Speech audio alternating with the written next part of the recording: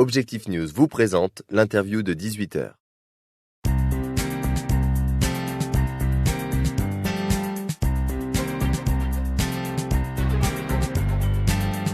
Bonsoir à tous et bienvenue sur objectifnews.tv. Je reçois aujourd'hui Joseph Boussion, tête de liste du Sud-Ouest aux élections européennes pour le parti Nouvelle Donne. Joseph Boussion, bonsoir. Bonsoir. Alors avant tout, j'aimerais que vous nous disiez quelques mots sur le parti Nouvelle Donne qui est assez récent. Comment vous vous positionnez sur l'échiquier politique ?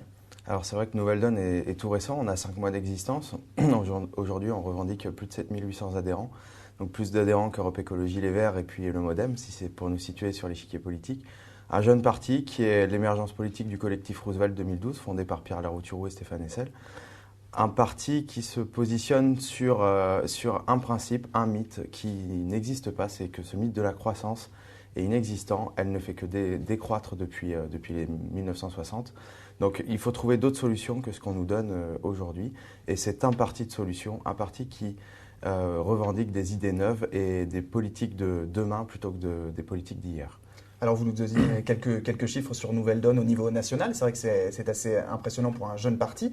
Et dans le Sud-Ouest, ça représente combien d'adhérents aujourd'hui ? Le Sud-Ouest fait partie des 3 eurorégions qui a le plus d'adhérents. On est un peu plus de 1000 adhérents sur l'eurorégion. Hier soir, j'étais encore à Toulouse pour une réunion publique. La salle comble, 300 personnes.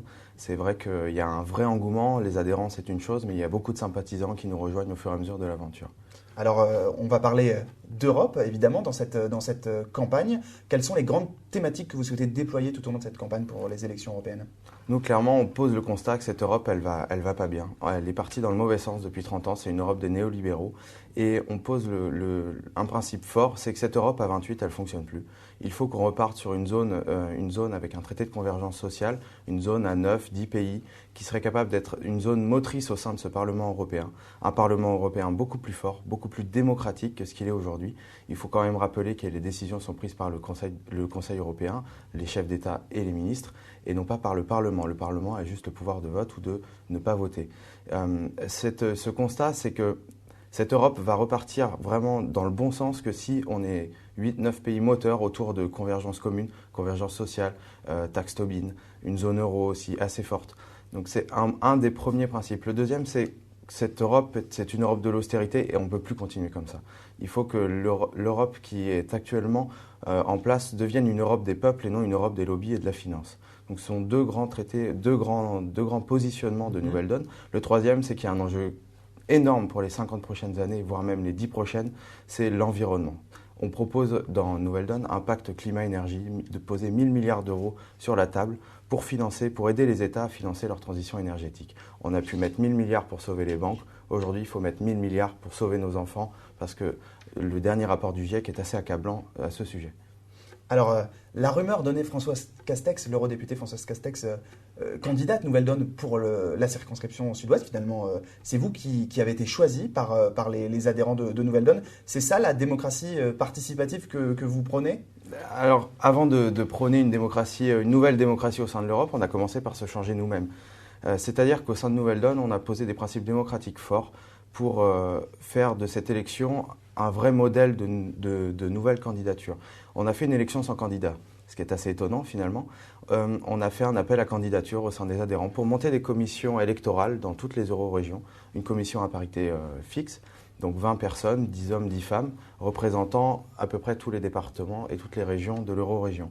Ces 10 hommes et 10 femmes qui étaient tirés au sort étaient en charge de constituer les listes de Nouvelle Donne, donc d'auditionner les candidats. Ce sont ces personnes-là qui ont auditionné toutes les personnes qui voulaient candidater à Tout à fait, on était une trentaine de candidats sur l'eurorégion et ça leur a permis de constituer les listes. Une première partie de la liste qui était la partie éligible, puisque c'était une élection à la proportionnelle, et l'autre partie de la liste tirée au sort. Donc on a posé un principe démocratique fort, qui était un principe de démocratie athénienne, qui était repris il y a quelques siècles, pour représenter cette nouvelle donne démocratique. On peut changer les choses que si déjà nous-mêmes nous sommes changés. Et donc le critère de notoriété n'était pas le plus important finalement pour le candidat ? Non, c'était pour la commission électorale, avec une grille de notation qui lui permettait de trouver le candidat qui portait le mieux la parole de Nouvelle Donne. Il se trouve que c'est moi qui ai été choisi et j'en suis très fier. C'est une élection très démocratique et on pose déjà des principes forts pour la suite. Alors, dernière question, vous vous lancez dans une campagne très courte, avec un parti, on l'a vu, qui, même s'il suscite un engouement, est encore très jeune. Comment comptez-vous tirer votre épingle du jeu ? On a des solutions concrètes. Quand on pose sur la table 1000 milliards pour le climat, quand on pose sur la table un financement de la vieille dette à 1%, quand on pose sur la table une séparation des banques, quand on pose sur la table un impôt sur les sociétés européens, on a des solutions concrètes qu'on va poser dès demain, qui seront actées. Pas besoin de faire de nouveaux traités, on contourne les traités pour pouvoir appliquer tout ça. C'est un parti de solution. On ne va pas attendre 10 ans. Comme les autres partis, j'étais encore en débat à la Maison de l'Europe il y a quelques jours encore à Toulouse. Et c'est vrai qu'à écouter l'UMP, l'UDI, l'Europe Écologie, on va faire les choses, mais dans plusieurs années. Aujourd'hui, l'urgence, elle est réelle. Cette Europe va très mal et on le sent sur les dernières études Cevipof. Il y a un enjeu terrible par rapport aux citoyens qui ont une défiance vis-à-vis du politique assez incroyable. Et avec un taux d'abstention très important pour le scrutin européen. Tout à fait. Ce qui est annoncé, c'est quand même 35-37% de votants.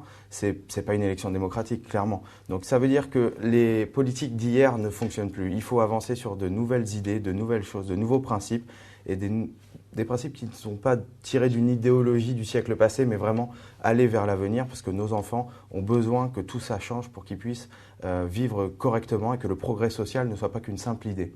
Joseph Boussion, merci beaucoup. Merci.